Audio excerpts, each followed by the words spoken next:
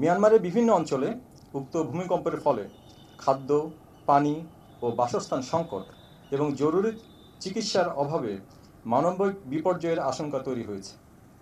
প্রতিবেশী দেশের এই মানবিক বিপর্যয়ে বাংলাদেশ অত্যন্ত মর্মাহত।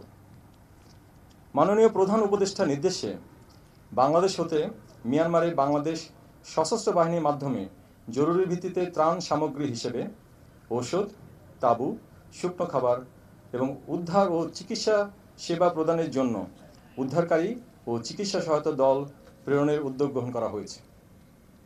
প্রাথমিকভাবে আজ 30শে মার্চ এখান থেকে 15 মিনিট পরে বাংলাদেশ সেনাবাহিনী ও বাংলাদেশ বিমান বাহিনীর 2টি পরিবহন বিমান জরুরি ত্রাণ সামগ্রী সহ মিয়ানমারের ইয়াঙ্গুনের উদ্দেশ্যে রওনা করবে এবং ত্রাণ সামগ্রী হস্তান্তর শেষে আজ প্রত্যাবর্তন করবে।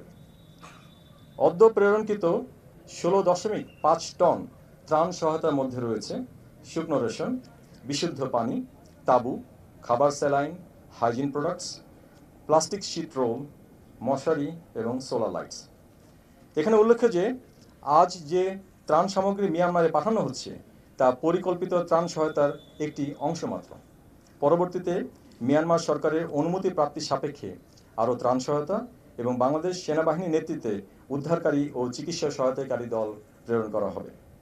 উদ্ধার কার্যক্রমের জন্য বাংলাদেশ সশস্ত্র বাহিনীর 26 সদস্যের বিশেষজ্ঞ অনুসন্ধান ও উদ্ধারকারী দল এবং ফায়ার সার্ভিস ও সিভিল ডিফেন্স হতে 10 সদস্যের একটি উদ্ধারকারী দল প্রয়োজনীয় সহায়তা প্রদানের জন্য প্রস্তুত রয়েছে। এছাড়াও চিকিৎসা সেবা প্রদানের জন্য বাংলাদেশ সেনাবাহিনী হতে 10 সদস্য এবং অসামরিক ডাক্তারদের সমন্বয়ে 11 সদস্যের 2টি মেডিকেল টিমও প্রস্তুত রাখা হয়েছে।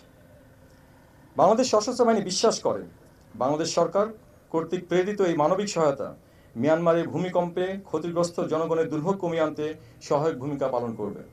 আগামী দিনগুলোতে সরকারের নির্দেশনা অনুযায়ী বৈশ্বিক যে কোনো প্রয়োজনে বাংলাদেশ সশস্ত্র বাহিনী আত্মনিয়োগের জন্য সদা অঙ্গীকারবদ্ধ।